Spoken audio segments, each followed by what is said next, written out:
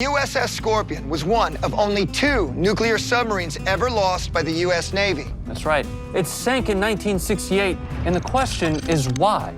Was it a peacetime accident? Or was it attacked?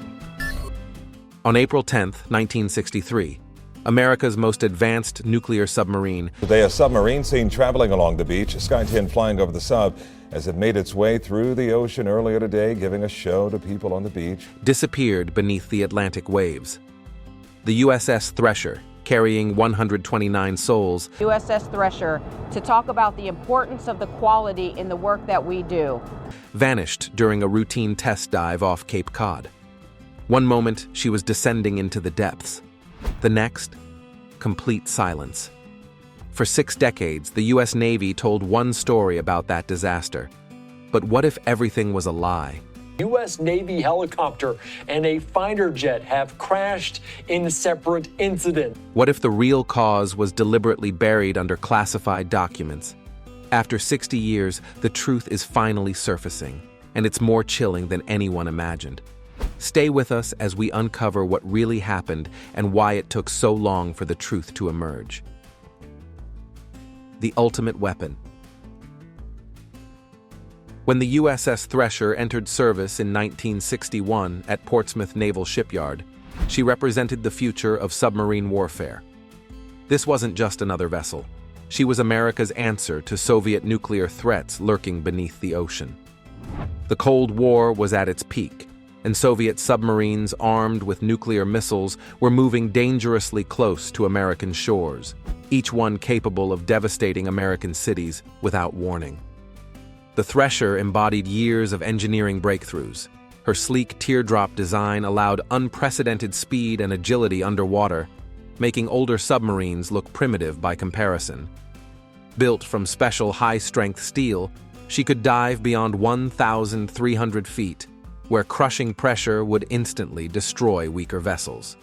Her revolutionary BQQ-2 sonar system could detect enemy submarines from miles away, picking up the faintest sounds that other systems would miss entirely. Armed with 4 torpedo tubes, she could fire conventional torpedoes, nuclear weapons, or the groundbreaking sub-rock missile that could launch underwater, fly through air, and dive back to strike targets with deadly precision. The Cuban Missile Crisis had recently shown how close the world could come to nuclear annihilation. Soviet submarines carrying ballistic missiles represented an invisible threat capable of approaching American cities undetected and launching devastating attacks.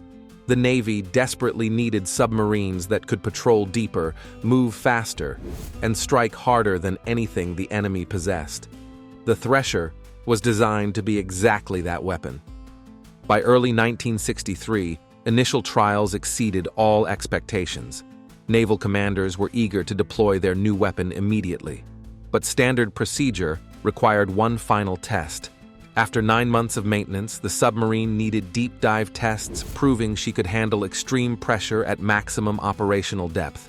It was routine, nothing unusual, nothing dangerous. For this final dive, 129 people went aboard.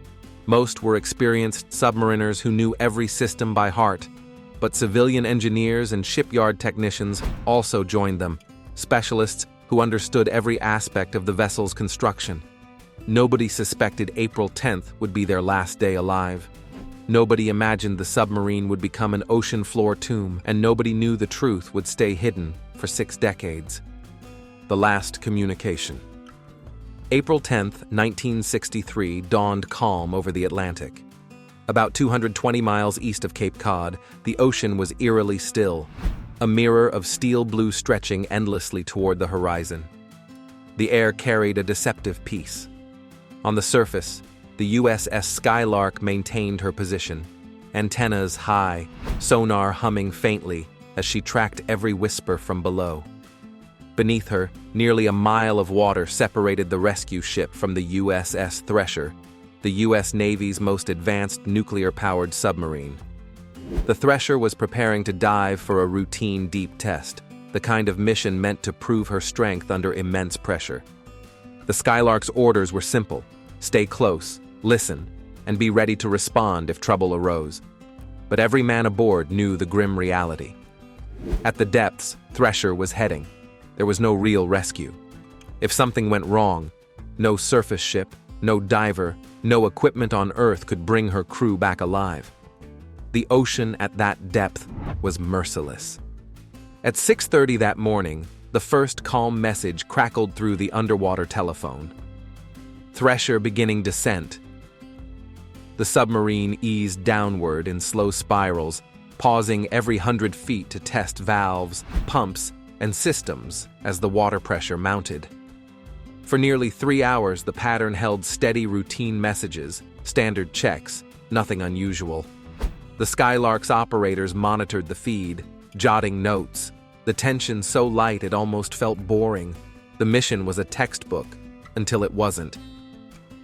At exactly 9:12 a.m., a new transmission shattered the calm. Experiencing minor difficulties. Have positive up angle, attempting to blow. The voice was calm, professional, disciplined even, but those words sent chills through the Skylark's control room. Every submariner knew what attempting to blow meant. The Thresher was trying to force compressed air into her ballast tanks to rise. It was the last resort of a crew fighting to surface. Something deep below had gone catastrophically wrong. Then came silence. 4 long, unbearable minutes passed. The Skylark called again. No response. Another call. Still nothing. The underwater telephone returned only static, hissing and hollow, blending with the low rumble of the Atlantic. Finally, at 9:17, a faint, broken signal broke through the noise. The words were garbled, nearly lost to distortion, but one number came through: 900. The acoustic team listened in horror as a new sound filled their headsets. A violent rush of air, like thousands of gallons of compressed gas bursting into the sea. Then total silence, complete and final. The Skylark continued calling desperately into the depths, her crew straining for any sign of life. None came. The Thresher had vanished. By afternoon, 15 Navy ships converged on the area, sweeping the surface and probing the dark with sonar and magnetic sensors. Yet the ocean kept its secrets. No debris floated, no oil slick broke the calm, no survivors surfaced. Only the vast Atlantic, silent and unmoved, stretched endlessly to the horizon. Beneath that stillness lay a tragedy too deep to touch, where steel had folded under crushing pressure and human voices had faded into eternal quiet, swallowed whole by the cold heart of the sea. The United States had lost its most advanced submarine. 129 men, sailors, engineers, officers were gone. And somewhere far below, on the silent ocean floor, a nuclear reactor and the secrets of the Thresher's final moments rested in eternal darkness. The official story. For over a year, searchers worked relentlessly to locate the Thresher. In June 1964, they finally found the wreckage at approximately 8,400 feet depth. The submarine lay scattered in 6 major sections across an area larger than several football fields. When the bathyscaphe Trieste descended to photograph the site, images revealed devastating destruction. The hull had been crushed like an empty can. The sail had collapsed inward. Forward sections were crumpled beyond recognition. Debris scattered everywhere. Surprisingly, the reactor compartment remained relatively intact with no radiation leakage. The Naval Court of Inquiry spent months analyzing every piece of evidence. Investigators interviewed witnesses, examined maintenance records in exhaustive detail, and studied wreckage photographs repeatedly. Their mission was answering one fundamental question: what killed 129 men and destroyed America's most advanced submarine? After extensive investigation, the court reached its official conclusion. According to their report, a saltwater pipe in the engine room had failed. The company operating this ship told us that a main engine stop was due to a 6-unit failure of fuel pump spill valves. likely at a joint using silver brazing instead of proper welding. Silver brazed connections were known weak points under extreme pressure. When this joint ruptured at test depth, seawater flooded the submarine systems rapidly, shorting electrical equipment and causing an emergency reactor shutdown. Without nuclear power, the Thresher couldn't drive to the surface. The situation became catastrophic when the emergency ballast blow system failed, possibly because ice formed in high-pressure airlines blocking compressed airflow. With no propulsion and water flooding in, the submarine sank uncontrollably past her collapsed depth. At approximately 2,400 feet, pressure crushed the hull instantly. The court emphasized this resulted from cascading failures. Poor construction practices, weak silver-brazed joints, inadequate crew training, and overconfidence in submarine technology all contributed. Shortcuts during construction had cost 129 lives. This conclusion prompted sweeping changes. The Navy launched the Sub-Safe program, enforcing strict quality control. Silver brazing was banned from critical systems. Emergency procedures were completely rewritten. Training became far more intensive. Most people accepted this explanation without question. It made logical sense. Faulty construction caused flooding. Flooding caused power loss. Power loss caused uncontrolled sinking and implosion. Case closed. History books recorded it as a tragic construction failure. But one man who had listened to the Thresher's final moments through secret underwater listening equipment believed the Navy had it completely wrong, and he would spend 50 years knowing the buried truth. The man who knew. Lieutenant Bruce Rule worked at a top-secret facility analyzing acoustic data from SOSUS, the sound surveillance system. This classified network of underwater microphones stretched across the ocean floor, capable of detecting submarine sounds from incredible distances. It was one of America's most closely guarded advantages in the underwater Cold War. On April 10, 1963, SOSUS was listening when the Thresher made her final dive. Sensitive hydrophones captured every sound from those last minutes, preserving them on special charts called LOFARGRAMS that displayed sound patterns across time and frequency. Rule studied those charts with intense concentration. What he found contradicted the official story completely. The acoustic data showed the Thresher's coolant pumps running normally, then becoming unstable at 9:09 in the morning, then failing completely. This was critical because those pumps were vital for keeping the nuclear reactor at safe temperatures. But something equally important was absent from the recordings. The charts showed no sounds of major flooding, no explosive water bursts smashing through pipes, no violent rushing sounds indicating catastrophic leaks. If water had been flooding in as the official story claimed, the sensitive SOSUS hydrophones would have captured those distinctive sounds clearly. They simply weren't there. When Rule testified before the Naval Court of Inquiry, he believed his evidence would be crucial. Instead, he faced skepticism and hostility. The court didn't trust SOSUS data, partly because the system was highly classified and poorly understood by senior officers. Investigators preferred relying on limited radio communications and physical wreckage. Rule's testimony about electrical failures and absent flooding sounds was dismissed. Some court members even pressured him aggressively to modify his findings to support the flooding theory. To Rule, the court had already decided on an explanation and was forcing evidence to fit their conclusion. For 50 years, the official story dominated every discussion. Military textbooks, documentaries, memorial services, and training materials all repeated the same narrative. The contradicting acoustic data remained buried in classified files. But Rule never forgot what those charts showed. Rising through the ranks to become the Navy's lead acoustic analyst over a 40-year career, his expertise became legendary. He could identify specific submarines just by their acoustic signatures. Yet one conviction stayed with him. The truth about the Thresher had never been told, breaking the silence. On April 8, 2013, exactly 50 years after the inquiry began, Bruce Rule published his findings in Navy Times. Using the ignored SOSUS data, he presented a radically different explanation for the disaster. According to his detailed analysis, at 9:09 on April 10, 1963, as the Thresher neared test depth of 1,300 feet, the electrical bus powering the reactor's coolant pumps became unstable.